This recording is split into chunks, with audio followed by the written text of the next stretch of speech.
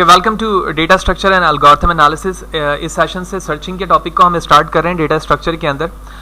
As a name suggest, searching से मुराद ये है कि किसी भी लीनियर या नॉन लीनियर डेटा स्ट्रक्चर के अंदर किसी खास एलिमेंट को सर्च करना, क्योंकि इस वक्त हम लीनियरली डेटा स्ट्रक्चर पे ही काम कर रहे हैं और लास्ट टाइम तक हमारा जो टॉपिक एंड हुआ है वो लीनियर डेटा स्ट्रक्चर पे ही है। तो इस वक्त जिन सर्चिंग टेक्निक को हम इस्तेमाल कर रहे हैं वो इंटरनल या एक्सटर्नल डेटा स्ट्रक्चर पे with respect to the linear data structure इस्तेमाल होगा। तो स्लाइड पे बताया जा रहा है कि searching is the process of finding a given value position in a list of values. किसी भी तर्ज की आपके पास लिस्ट ऑफ वैल्यू है इन टर्म ऑफ एरे और link list, it decide whether a search key is present in the data or not. It is the algorithmic process of finding a particular item in a collection of items. It can be done on internal data structure और external data structure। यानी जो sequence of values आपके पास मौजूद हैं उनमें से आपकी जो सर्चिंग एल्गोरिथम है जो हम डिस्कस करने वाले हैं वो ये सर्च करके हमें बताएगा कि एक्चुअली जिस नंबर को आप सर्च कर रहे हैं वो इस लिस्ट में मौजूद है या फिर नहीं है। तो जिन डेटा स्ट्रक्चर को हम जानते हैं सर्चिंग टेक्निक पे, वो सबसे ज़्यादा जो इस्तेमाल होने वाली हैं वो लीनियर डेटा स्ट्रक्चर और बाइनरी सर्च है, और इन दोनों पर ही हमारा डेटा स्ट्रक्चर सर्चिंग टेक्निक पर बेस करता है। तो सिक्वेंशियल सर्च जिसको हम लीनियर सर्च कहते हैं ये हमारी फर्स्ट टेक्निक है। उसके बाद हमारे पास बाइनरी सर्च है और उसके बाद हम एक और सर्च टेक्निक को यूज़ करते हैं जिसको हम जंप सर्च कहते हैं। एक्चुअली जंप सर्च सिक्वेंशियल यानी लीनियर सर्च की ही टेक्निक को यूज़ करता है, लेकिन यहाँ पर हमारे पास एक कॉन्सेप्ट होता है जंप का, ठीक है, जो हम जब इस सेशन पे जाएंगे तो वहाँ पर डिस्कस करेंगे। इस सेशन पर हमारा फोकस है सिक्वेंशियल यानी लीनियर सर्च।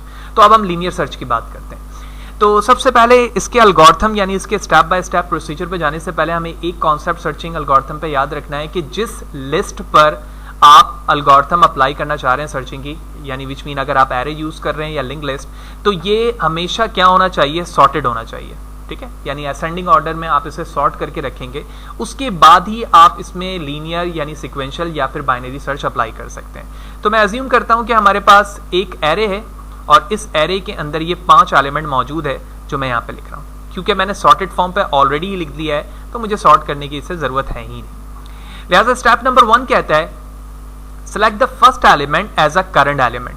तो इस फर्स्ट एलिमेंट को मैंने as a current element choose कर लिया। स्टेप 2 में कहा जाता है compare the current element with the target element, if match then go to step 5। Target element का मतलब ये है कि जिस चीज को तुम सर्च करवाना चाह रहे हो। तो फॉर एग्जांपल मैं इसमें सर्च कराना चाह रहा हूं 4, तो आप स्टेप नंबर 2 पर ये कहा गया कि तुम इसे चेक करो कि जिस स्टेप पर तुम करंटली मौजूद हो ये टारगेट से मैच कर रहा है। नहीं भाई, मैच नहीं कर रहा है, तो लिहाजा मैं स्टेप नंबर 5 पर नहीं जा सकता।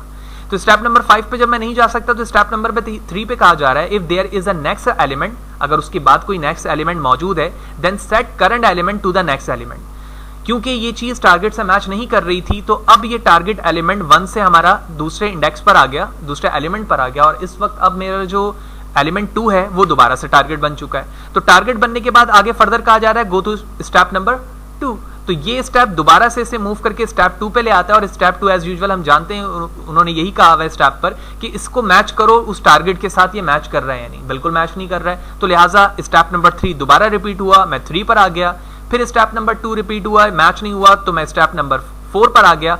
4 पर आते ही आप अगर स्टेप नंबर 4 पे देखो तो यहां कहा जा रहा है टारगेट एलिमेंट नॉट फाउंड। क्योंकि मैं इस पे नहीं जाऊंगा बल्कि मैं डायरेक्टली कहां चले जाऊंगा, स्टेप नंबर 5 पे। क्यों? क्योंकि यहां पर कहा गया है कि इफ मैच, तो अगर ये मैच कर गया है तो मैं कहां चले जाऊंगा भाई, स्टेप नंबर 5 पर। और स्टेप नंबर 5 पे कहा जा रहा है target element found and return location, यानी जिस जगह पर आपको वह एलिमेंट मिला है उसकी लोकेशन आप यहां पर रिटर्न कर दें। फॉर एग्जाम्पल अगर आप एक ऐसे नंबर को तलाश कर रहे थे इस लिस्ट में से जो नंबर यहां पर मौजूद नहीं है, तो आप देख रहे हो स्टेप नंबर 4 पे कहा जा रहा है target element not found, go to step number 6। यानी हम ये रिप्रेजेंट करवाएंगे कि जिस एलिमेंट को यूजर सर्च कर रहा है वो मौजूद नहीं है। और स्टेप नंबर 6 पर कहा जा रहा है कि एग्जिट प्रोसेस, यानी हमारा प्रोग्राम यहाँ पर खत्म हो जाएगा, हम अपने सर्चिंग प्रोसेस से बाहर आ जाएंगे और यूजर को फैसिलिटेट करेंगे कि जो चीज आप सर्च कर रहे हो यहाँ पर मौजूद नहीं।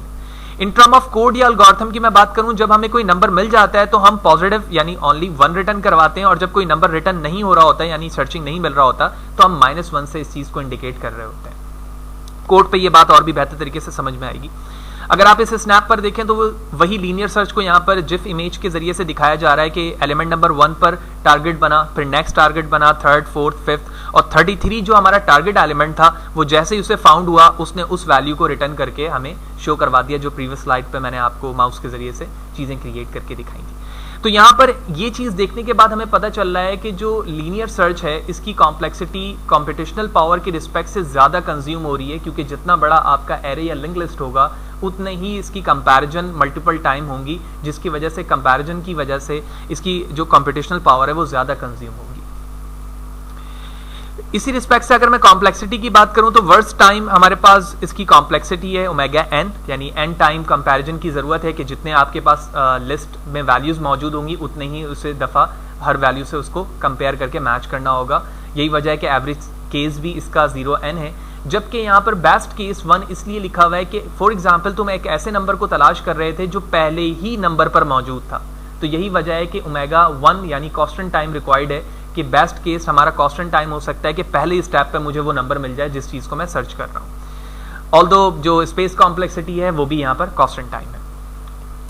कोड के रिस्पेक्ट से देखें तो वही बात हमें समझ में आ जाएगी कि जो मैं प्रीवियस स्लाइड पे बता रहा था +1 या फिर -1 के हवाले से। तो सबसे पहले हमारे पास एक फंक्शन है, ठीक है। फंक्शन के अंदर हमारे पास 3 एलिमेंट है, एक एरे इंडिकेट करेगा, एक वो नंबर इंडिकेट करेगा जो आपके हवाले से बताएगा कि कौन सा नंबर तुम सर्च करना चाहते हो, और ये n हमारे साइज को इंडिकेट करेगा, ठीक, कितना साइज है हमारे एरे का। तो आपने यूजर से नंबर लिया with respect to the n कि वो कितना साइज एरे का चाहता है या उसके एरे में मौजूद है ऑलरेडी। उसके बाद तुमने यूजर से वो वैल्यू ली जिस वैल्यू से यूजर ने सर्च करवाना है, टारगेट, ठीक है ना।